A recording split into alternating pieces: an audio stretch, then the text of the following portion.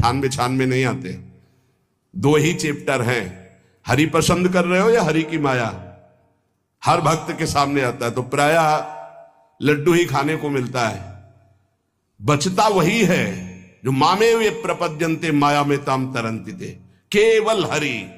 पार्वती पहि जाई तुम प्रेम परीक्षा लेहु, गिरिहि पेरि पठयहु भवन दूरी करेहु संदेहु। हे सप्तऋषियों, जाओ हमारी आज्ञा है, पार्वती की प्रेम की परीक्षा लो, यदि पास हो जाएं तो उनको तपस्या से निवृत्त करो। बोलो महादेव जी प्राप्त हो जाएंगे, जाओ भवन को चली जाओ, तपस्या की आवश्यकता नहीं। ऋषियों ने जाकर के पार्वती जी को देखा, मानो मूर्तिमान तपस्या विराजमान हो, अस्थिमात्र होए रहे शरीर, सूखे पत्ते बिल्व के। मुनि बोले, हिमांचल नंदिनी, इतना कठोर क्या प्राप्त करना चाहती हो? किसकी आराधना कर रहे हो? तुम्हारा लक्ष्य क्या है? यदि हम सुनने के अधिकारी हों तो आप कृपा करके बता सकती हैं। पार्वती जी ने कहा, मन बड़ा सकुचाता है आपसे ये बताने में, आप लोग कहीं मेरी हंसी ना उड़ा दें जो मेरा लक्ष्य है। मैंने भी बहुत सिखाने की कोशिश की लेकिन मेरा मन नहीं मान रहा, हठ पकड़ लिया है। क्योंकि मेरे गुरुदेव ने मुझे जो आकर के बचपन में बता दिया, मैं वही हृदय से स्वीकार कर ली। मनु हठ परा सुनई न सिखावा, चहत बारी पर भीति उठावा। नारद कहा सत्य सुई जाना, बिनु पंखन हम चाहि उड़ाना। मुनियो, वैसे आप भी हंस दोगे, ऐसा लगता है जैसे हम भारी प्रबल धारा में बालू का बांध बनाना चाहती हैं। कहां भगवान शिव और कहां मैं? मेरे गुरुदेव नारद ने बचपन में आकर के कहा, तुम्हारे पति देवाधिदेव महादेव होंगे। बस मैं तब से अपने पति की प्राप्ति की आराधना कर रही हूं। पता नहीं आप मेरी बात सुनकर हंसेंगे कि मानो बिना पंख के मैं आकाश को छूना चाहती हूं। ऋषि हंस पड़े और कहा, बात तो सही है, पर्वत से उत्पन्न हुई हो तो इसलिए तुम्हारी बुद्धि भी हमें लगता है जड़ ही है। नारद के उपदेश से आज तक किसी का घर बसा है? नारद के उपदेश से किसी का घर बसा है? अरे जिस जिसका उपदेश किया उसको बैरागी बना दिया, गृहस्थी तो बनाया नहीं। नारद उपदेश सुनकर किसी का घर बसा हो ऐसा तक प्रमाण है। देखो, दक्ष के पुत्रों को उपदेश किया, 10,000 एक को 1,000 एक, लौट कर नहीं आए, सब बैरागी बन गए। चित्रकेतु को उपदेश किया, घर चौपट हो गया। प्रहलाद जी को उपदेश किया, पूरा हिरण्यकश्यप का नाश हो गया। नारद सिख जे सुनहि नर नारी, अवसी होई तजी भवनु भिखारी। तुम्हारे गुरु नारद जी की जो सीख सुना बर्बाद हो गया, बाबा जी बन गया, भजनानंदी बन गया। वैसे हम बताएं, नारद जी हैं बड़े कपटी, ऊपर से साधु का चिन्ह है, अंदर से कपट। क्या कपट? उसके संसार का नाश कर देते हैं, भगवान से जोड़ देते हैं। मुझे नारद जी की बात कम समझ में आती है। ये उल्टा बोल रहे ऋषि परीक्षा के लिए, गुरु निष्ठा हटाने के लिए, समझ रहे हो? पार्वती जी ने कहा बचपन में मेरे गुरुदेव ने बता दिया, वही मैं। नारद जी की बात आज तक घर किसका? जो नर नारी नारद की बात सुने भवन त्याग करके भिखारी बन गया, प्रमाण है। उनके वचनों पर तुम विश्वास मान रही हो। महादेव जी को पति निर्गुण नीलाज कुबेश कपाली, अकुल अगेह दिगंबर ब्याली। नारद जी ने तुम्हें भगवान शिव को पति बिल्कुल निर्गुण समझो। निर्गुण को बता, दूसरा भी अर्थ होता है और एक अर्थ होता है कि कोई गुण नहीं। नीलाज नंगे धड़ंगे घूमते कभी कभी दिगंबर, कोई लज्जा नहीं। कुबेश, भाई सुंदर मुकुट लगाए हो, पोशाक पहने हो, नहीं, चिता की भस्म लगाए, मुंडों की माला पहने, बहुत बहुत बाघंबर डाल लिया, ये कुबेश है। कपाली, मनुष्य के मुंडों की माला। अकुल, आज तक कोई पता नहीं लगा कि किस कुल के हैं महादेव जी, क्योंकि सब कुलों के मूल है, मूल का मूल वही है, उनके मूल कोई है नहीं। अगेह, एक दीवाल नहीं है, 60,000 योजन का एक बरगद का पेड़ है, उसी के नीचे रहते। 60,000 योजन, 1 योजन 4 कोस, 1 कोस 3 किलोमीटर। कितना बड़ा वटवृक्ष, कैलाश में एक वटवृक्ष जिसके नीचे रहते 60,000 योजन का। 6 ऋतुएं शोभा देती उसी वटवृक्ष के। और कोई घर तो है नहीं महादेव जी के। और आभूषण भूल मत करना, बड़े बड़े विषैले सांपों का आभूषण कोई सोना चांदी नहीं पहनते महादेव जी। हमें लगता है ऐसा दूल्हा के लिए ऐसा तप, नारद जी ने ठग लिया तुम्हें, पागल बना दिया तुम्हें। देवाधिदेव महादेव के, सुनो, इन्हीं ने शिक्षा दी थी सती को। ऐसे बौरे पति मिले, आग में जाके शरीर भस्म करना पड़ा। इसलिए हम तुम्हें बता रहे हैं कि बहुत सुंदर दूल्हा हम देख के आए हैं। हम जान गए थे कि तुम तपस्या कर रही हो। हरि का नाम सुना है? बैकुंठ में रहते हैं, बहुत सुंदर हरि है। यदि उनका आप वर्ण कर ले तो सुखी हो जाएंगे। बैकुंठ राजधानी, अब आभूषण उनके क्या कहना, पार्षद सही। ऐसे शिव जो चिता की राख लगाते हैं, सांपों की माला पहनते, मुंडों की माला, सांप का जनेऊ, बाघंबर, हमें तो पसंद नहीं आए। और हमारी बात मान लो, ऐसे के पास स्त्रियां टिक नहीं सकती जिनके घर नहीं, आभूषण नहीं, धन नहीं, कोई भोग सामग्री नहीं, उदासीन, उनको किसी से मतलब नहीं। तो सुनो, हमारा विचार स्वीकार कर लो। अति सुंदर सुचि सुखद सुशीला, गावहि वेद जासु जस लीला, असबर तुम्हि मिलावब आनी। बहुत सुंदर त्रिभुवनपति, बड़े सुशील गुणवान, जिनका यश वेद गाते गाते अघाते नहीं है, कोई दोष नहीं, सद्गुणों के समुद्र, लक्ष्मीपति, वैकुंठाधिपति। तुम्हें कुछ नहीं करना, हाँ बोलो, वो आएंगे, गरुड़ पे बैठाल के ले जाएंगे, तपस्या करने की जरूरत नहीं। पार्वती जी बहुत हंसी, सुनति विहसी कहा वचन भगवान।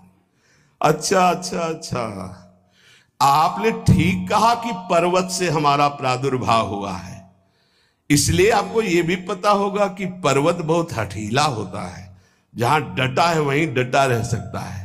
सुनो, पर्वत से सोना भी उत्पन्न होता है, जो आग में जलाने पर भी अपना तेज बढ़ाता है, घटाता नहीं।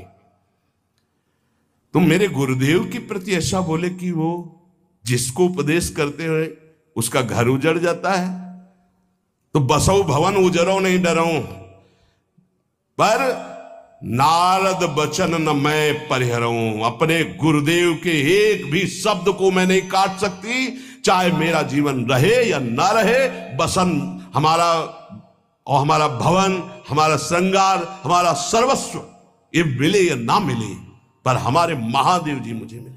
तुम आभूषणों की, वसन भूषण की बात कर रहे हो, ग्रह की बात कर रहे हो, पद की बात कर रहे हो। गुरु के वचन प्रतीति न जेहि, सपने हूं सुगम ना सुख सिद्धि तेहि। एक बात तुम्हें बता दूं सप्तऋषियों, जिसे अपने गुरुदेव के वचनों पर विश्वास नहीं, गुरुदेव का भरोसा नहीं, उसे कभी कोई सुख और सिद्धि कदा प्राप्त ही नहीं हो सकती। महादेव अवगुण भवन विष्णु सकल गुण धाम, जय कर मनोरम जाहि सन ते ते ही सन काम। आपने बताया कि महादेव में कोई गुण नहीं है और विष्णु समस्त सद्गुणों के धाम है, मैं मानती हूं, लेकिन मेरा मन महादेव जी से रम गया है। अब तो केवल महादेव जी, पहले मिलते हो सलाह करते तो तुम्हारी बात सुनती, अब तो गुरुदेव नारद जी ने जो उपदेश किया वही मैं करूंगी। अब मैं जन्म संभुहित हारा को गुण दूषण करे विचारा। ये इष्ट निष्ठा होनी चाहिए। अब तो हमारा जन्म आराध्य देव के लिए, अब कौन गुण दोष का चिंतन करे। करके भगवान शिव जी ने कहा तथास्तु, ठीक है ब्याह पक्का। देवताओं ने नगाड़े बजाए, फूलों की वर्षा होने लगी, देवाधिदेव महादेव की जय के नारे कैलाश में गूंजने लगे। सप्तऋषि भगवान शिव के पास आए, कहा प्रभु बड़ी अनन्य है पार्वती जी, आपकी अखंड प्रेम है, हमने बड़ा छल करके उपदेश किया, लेकिन उन्होंने कहा कि मैं नारद जी का उपदेश नहीं त्याग सकती, करोड़ों जन्म लूंगी और हर जन्म महादेव जी के लिए। भगवान शिव जी की आंतरिक वृत्ति जो पार्वती जी की प्रीति की है उसे कोई नहीं जानता। बहुत विरह में रहे, ऐसा न समझे कि देवाधिदेव महादेव जी परम उदासीन है, नहीं, सती जी के वियोग में बड़ी विचित्र दशा महादेव जी की हुई थी। सप्तऋषि फिर गए पार्वती जी के पास और कहा भी बीच में घटना घट गई, कामदेव गया था महादेव जी की समाधि को भंग किया, तो महादेव जी ने कामदेव को भस्म कर दिया, तो अब ब्याह का मतलब क्या रह गया। भवानी ने कहा तो तुम क्या अभी तक भगवान शिव को कामयुक्त देखते थे क्या? क्या तुम समझते हो तुम्हारे जान काम अब जा रहा? अरे अब लग शंभु रहे सभी कारा। तुम्हारी नजर में अभी तक भगवान भिखारी थे और अब काम को भस्म किया है।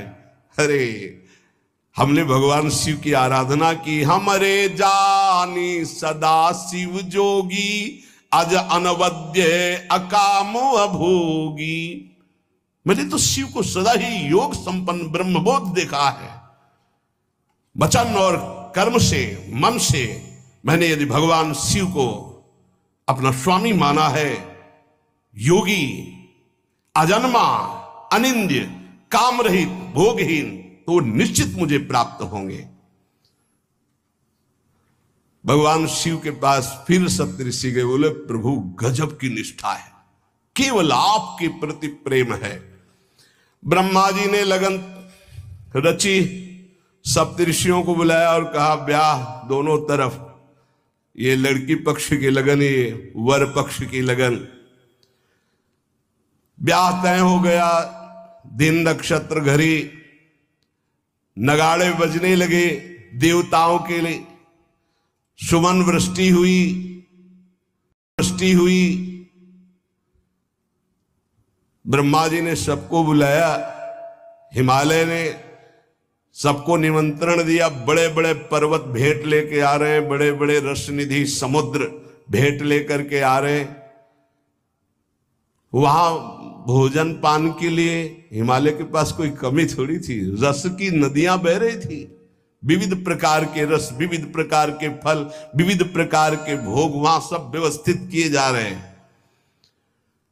ब्रह्मा जी ने कहा देखो, सबसे पहले नारायण की समाज रहेगी, दूल्हे की नहीं रहेगी, नहीं तो गाली ही पड़ेगी।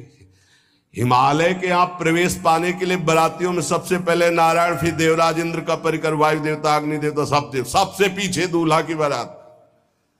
बात तय हो गई। ऐसे ऐसे सब लगे संवारन सकल सुर, वाहन विविध विमान, हो ही सगुन मंगल सुबद, करहि अप्सरा गान।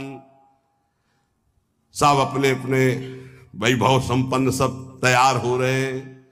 बोले महाराज दूल्हे को तैयार किया जाए। शिवहि शंभुगन करहि सिंगारा,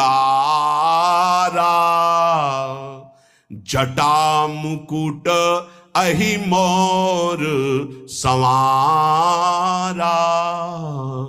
कुंडल कंकन पहिरे ब्याला, तन विभूति पट के हरि छाला। शशि ललाट सुंदर सिर गंगा, नयन तीन उपवीत भुजंगा। गरल कंठ उर नर सिर माला, अशिव वेश शिव धाम कृपाला। कर त्रिशूल अरु डमरु बिराजा, चले बसा चढ़ी बाजहि बाजा। देखी शिवहि सुरत्रिय मुस्काहि, बरलायक दुल्हनी जग नाही। दूल्हे की तैयारी हो रही भाई, चिता की भस्म, चिता की भस्म। जैसे पाउडर ले गए, पहले चिता की भस्म लगाई गई, अब जटाएं बांधी गई। जटाएं से त्रिभुवन का विनाश जब करना होता, जटा खोलकर जब तांडव करते तो कोई नहीं बचता।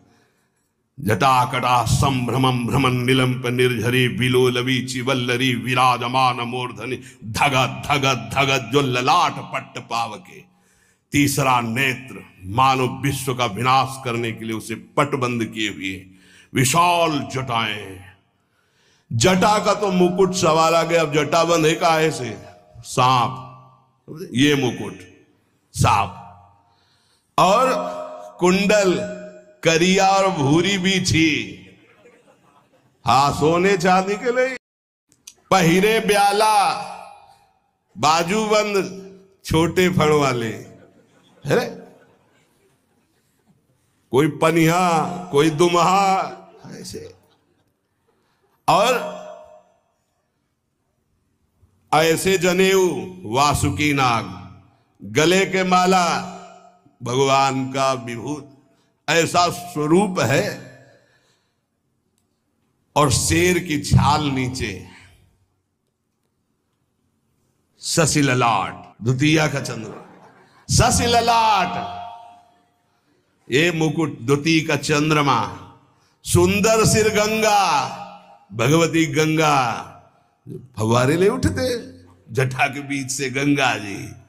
नयन तीन, माथे वाला बंद है, दो खुले हैं। उपवीत भुजंगा, जनेऊ वासुकी नाग। गरल कंठ, नीलकंठ विष यहां रोके हुए।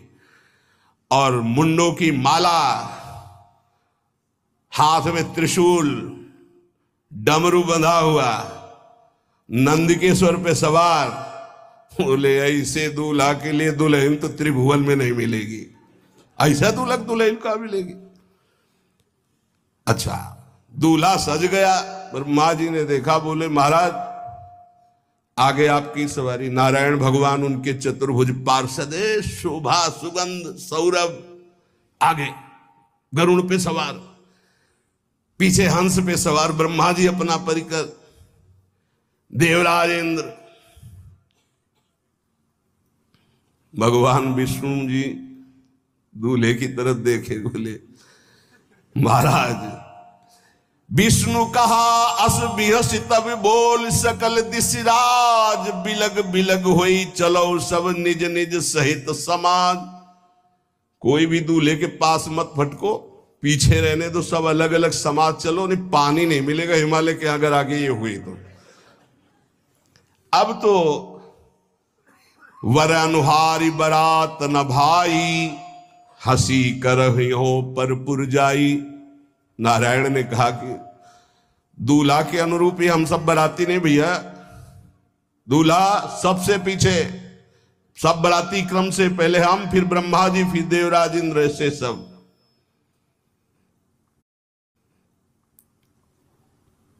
भगवान शिव ने कहा तुम अपने पार्षद सब लिए हो, तो हम बुलाते हैं। श्रृंगी निकाली, जे ही बजाया तो भगवान शिव के पार्षद आ गए। शिव अनुशासन सुनि सब आए, प्रभुपद जलद शीस तिन, जय हो महाराज की आज्ञा करो। अरे बोले विवाह हमारा बहुत दिनों से, आओ।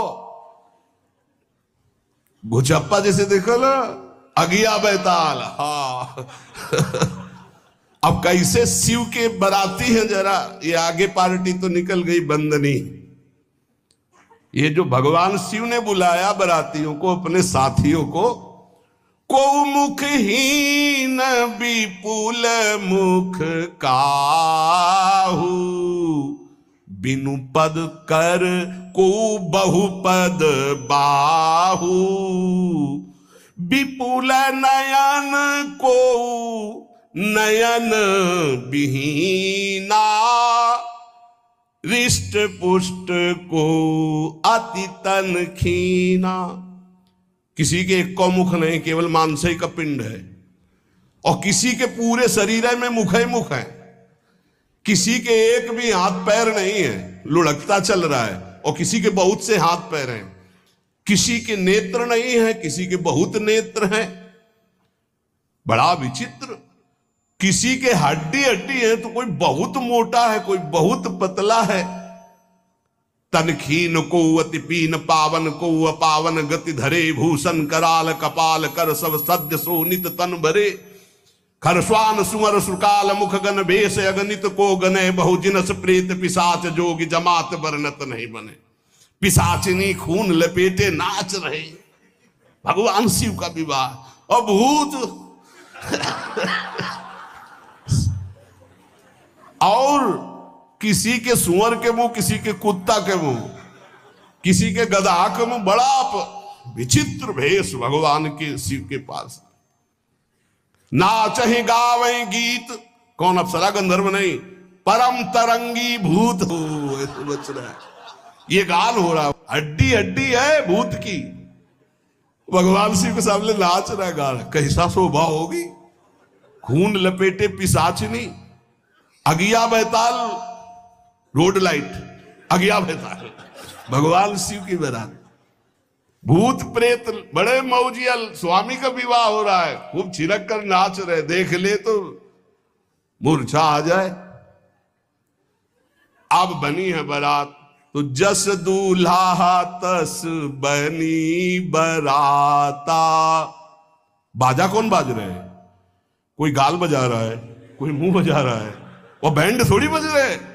कोई चीख रहा है तो जैसे अलग अलग नहीं, तुरही बज रही है, वहां कोई बाजे नहीं, सब भूत है, भूत प्रेत पिशाचिनी, ऐसे स्वर निकल रहे हैं।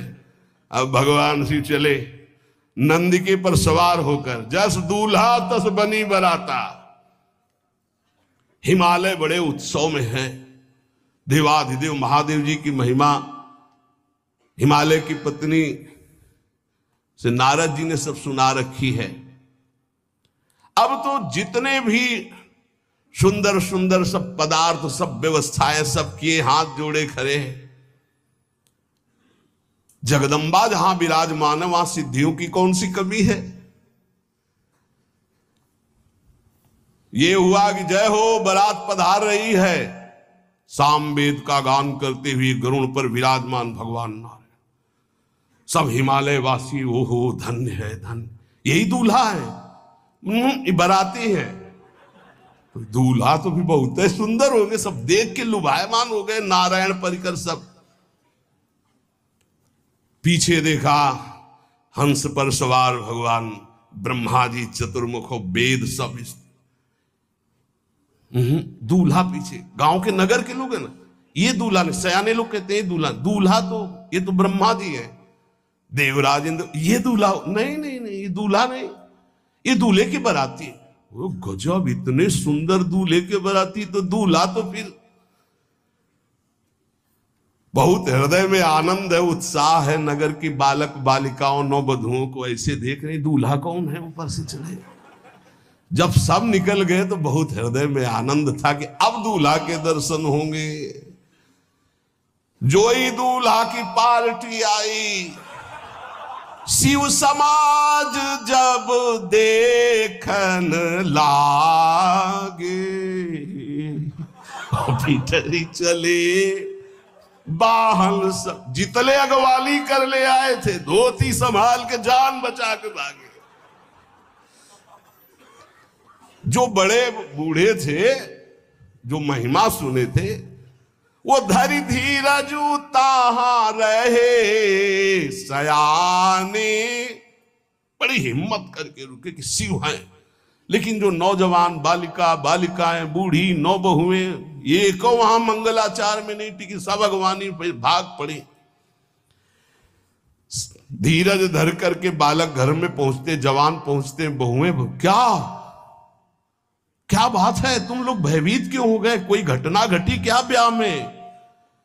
कहीं काह कही जाई न बाता, ये जमकर धार की धो बरियाता। बारात है, यमराज की पूरी सेना आ गई है। भैया दूल्हा देखा कैसा? बोले बरु बौराह बसह असवारा, ब्याल कपाल विभूषण छारा। देखा है दूल्हा? बरु बौराह, बावरा है। क्यों? बैल पे सवार है, सांप की माला पहले, भस्म चिता की लगाए, मुंडों की माला। अरे पूछो मत, ऐसा दूल्हा। दूल्हे के सरितन छार, ब्याल कपाल भूषण, नगन जटिल भयंकरा, संगभूत प्रेत पिशाच जोगिल, बिकट मुख रजनी चरा। जी के लौट के बता रहे, भाग्य मनाओ, जो जियत रहा है बारात देखत, पुण्य बढ़ते ही कर सही। जिंदा लौट आए, बड़े पुण्य समझो। जो बारात देख ले और जिंदा रह जाए, बड़े भाग्य तिनके। देखी सो उमा विवाह घर घर बात सब लरिकन। सबने कहा कि अगर दूल्हा को बाराती को देख के जिंदा रह जाए तो विवाह देख पावेगा, मतलब जिंदा नहीं रहेगा। जो बड़े बुजुर्ग थे वो समझा रहे, देखो भगवान शिव हैं, ये उनकी समाज है। सबको वास दिलाया गया। अब आरती करने के लिए, सुमंगल गाने के लिए नवीन नवीन स्त्रियां पार्वती जी की माता के साथ आ रही हैं। मैना सोने की थाल है, बड़ा आनंद है। दूल्हा का प्रथम दर्शन और आरती लेके जे भी देखा दूल्हा को, यही दूल्हा है। हां, भारी रोष पैदा हुआ कि नारद जी ने बर्बाद कर दिया हमारा घर। हमारी बिटिया सूखे पत्ते खा के इसके लिए भजन करती रही। मैना जी ने पीछे मुड़ के देखा, एक भी नहीं स्त्री थी, अकेले थाली लिए खड़ी थी। लौट के आई, उन्होंने कहा कि सब भाग क्यों पड़ी? बोले प्राण बचाए, ऐसे ऐसे करिया फुसकार रहे थे। कोई थाली पटक दी, आरती की गई। पार्वती जी को गोद में बैठाला और रोने लगी। बिटिया ऐसे के लिए भजन किए हो, ऐसे के लिए तपस्या किए हो? आंसू भर के कहा कि विधाता की बुद्धि मारी गई।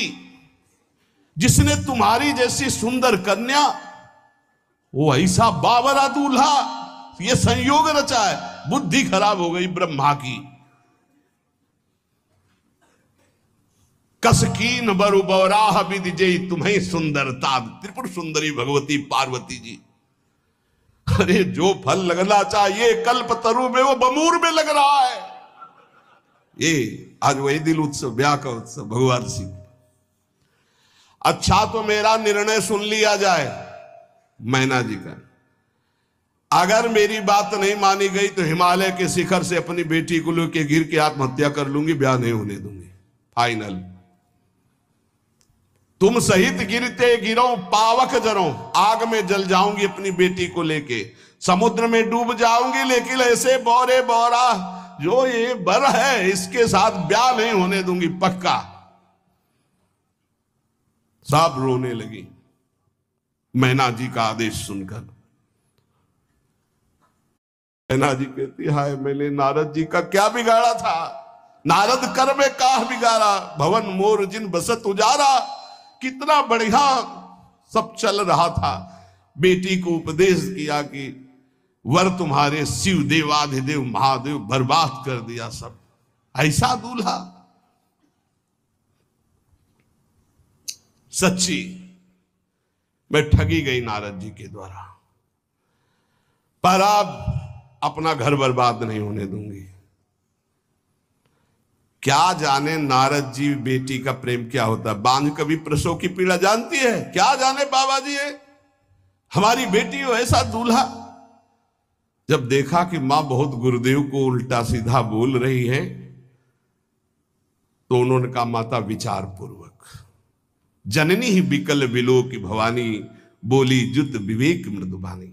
मां विचार पूर्वक, तुम क्यों ऐसा आलाप कर रही हो, अगर मेरे भाग्य में ऐसा पति लिखा है तो तुम टाल नहीं सकती। करम लिखा जो बाउर नाहू, तो कत दोष लगाई काहू। तुम सन मिटे की विधि के अंका, व्यर्थ लेहू जनि मातु कलंका। मां मेरे भाग्य में ऐसा ही लिखा है, आप व्यर्थ में क्यों रो रही। जब पार्वती जी की ऐसी करुण बात सुनी तो सब स्त्रियां रोने लगी, विधाता को दोष लगा रही। नारद जी के पास हिमालय गए, बोले हम तो संभाल लेंगे, घर में सब गड़बड़ हो गया।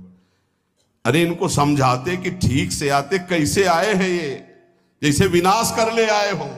अरे ब्याह कर ले आए, घर में सब बिगड़ गया, मैना बिखर गई, ब्याह बंद, अब नहीं होगा, संभालो जाके। नारद जी गए और जाकर के मैना को कहा, देखो ये इनका बाहरी रूप है, ये जो आपके यहां पार्वती के रूप में जन्मी, ये नित्य इनकी अर्धांगिनी सती है, जो यज्ञ भवन में शरीर छोड़ करके आपके यहां जन्मी, ये इनकी नित्य संगिनी है। आप ऐसा शोक मत कीजिए। नारद जी विविध प्रकार से माता को समझाया। इनके द्वारा एक भ्रम हो गया था तो इनको शरीर त्यागना आवश्यक हो गया। जब भगवान श्री राम सिया जी के लिए हे खग हे मृग हे मधुकर श्रेणी तुम देखी सीता मृग नैनी ऐसा पुकार रहे, तो भगवान शिव ने प्रणाम किया और सती जी के मन में संशय हुआ। सती जी ने सीता वेश धारण किया। जब भगवान शिव ने जाना तो उसी समय त्याग कर दिया था कि अर्धांगिनी रूप में अब कभी स्वीकार नहीं करो, क्योंकि पूज्य माता का रूप आपने धारण किया। तो मूल बात ये थी, इसीलिए योगाग्नि में जाकर शरीर को भस्म कर दिया और आपके यहाँ पार्वती जी के रूप में जन्मी है। जब नारद जी ने बताया कि आप बिल्कुल धैर्य रखिए, भगवान शिव का वैभव आपने देखा नहीं, ये इनका बाहरी रूप है, समझाया मैना को तसल्ली। बोले अभी दूल्हा रूप आपको दिखाते हैं, आप चुप रहिए। तब मैना के हृदय में कुछ शांति हुई। जितने गांव के नगर के सब लोग थे सबको सूचना पहुंची, डरो मत, भगवान शिव है, ये लीला कर रहे हैं। अभी नारद जी गए और बोले विवाह करना है कि नहीं करना, शंकर जी से कहा। बोले वह आए इसीलिए, बोले ये सब बंद करो आप, ये रूप से विवाह होता है, वह हमारी सारी जो बिचौलिया हमें पीट रहे हैं, हम उधर जाओ तो उधर, ये रूप हटाओ। बोले कौन सा रूप धारण करें, दूल्हा रूप धारण करो। भगवान शिव ने जे भी, बहुत सुंदर शिव है, कर्पूर गौरम जैसे चिदानंद, 16 वर्ष की अवस्था, हाथ में दर्पण और अद्भुत मुकुट धारण किए हुए, जटाएं ढकी हुई, गौर वर्ण, वो सुंदर रूप जो देखे सो मोहित हो जाए। ध्याये नित्यम महेशम रजति किरणिमं चारु चंद्रावतन सम। कैसा सौंदर्य रूप महादेव जी का। चलो अब जो जेवनार के लिए सब शुभ नववधुएं सब मैना जी को बुलाया, देखो दूल्हा आ रहे हैं, एक एक कदम ऐसे चल रहे, संभाल संभाल के जैसे चलना सीख रहे हो। तांडव करने वाले चरण है, पर नारद जी ने को अब नहीं, नव किशोर अवस्था, हाथ में दर्पण, वो सुंदर रूप भगवान शिव का, एक एक कदम बारात में जो देखे सो मोहित। मैना ने कहा हो अहो भाग्य, ऐसे दूल्हा बोले वही हैं जो नंदी पे सवार थे, इनके स्वरूप को जानना बड़ा कठिन है। अब जो सुंदर जीवनार हुई बरातियों के साथ भगवान शंकर की बड़े मधुर गीत गाए जा रहे हैं। मुनियों ने फिर हिमवान को लगन पत्रिका सुनाई। विवाह का ठीक समय देख करके समस्त देवता और वेद स्वयं मूर्तिमान होकर वेद उच्चारण कर रहे हैं। भगवान शिव का पाणी ग्रहण संस्कार हो रहा है। पार्वती जी जब श्रृंगार करके सभा में आई ब्याह मंडप पे, तो कोई ऐसा नहीं था जो देखकर मोहित न हो गया हो।